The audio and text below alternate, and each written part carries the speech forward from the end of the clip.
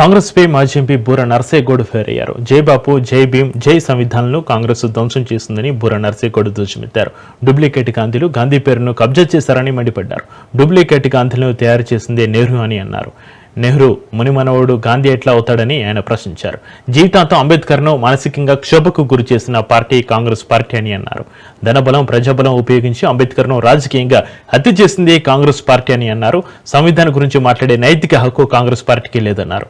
BC కులగణనను బయటపెట్టే దమ్ము ధైర్యం కాంగ్రెస్ కు లేదన్నారు. కులగణన పేరుతో కర్ణాటక ప్రజలను నిలువునా మోసం చేశారని విమర్శించారు.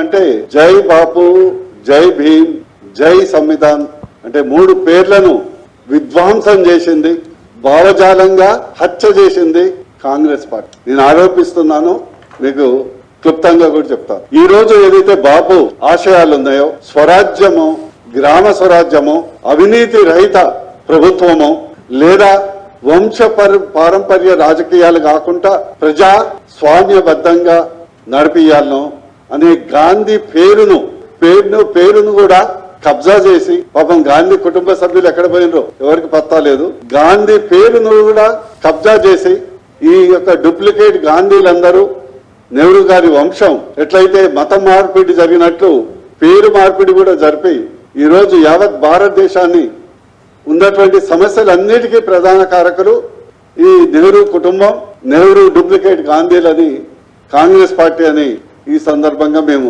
చెప్పడం జరుగుతుంది. నిజంగా చెప్పాలంటే జై బాపు, జై భీమ్, జై సంవిధాన్ అంటే మూడు పేర్లను విధ్వంసం చేసింది, భావజాలంగా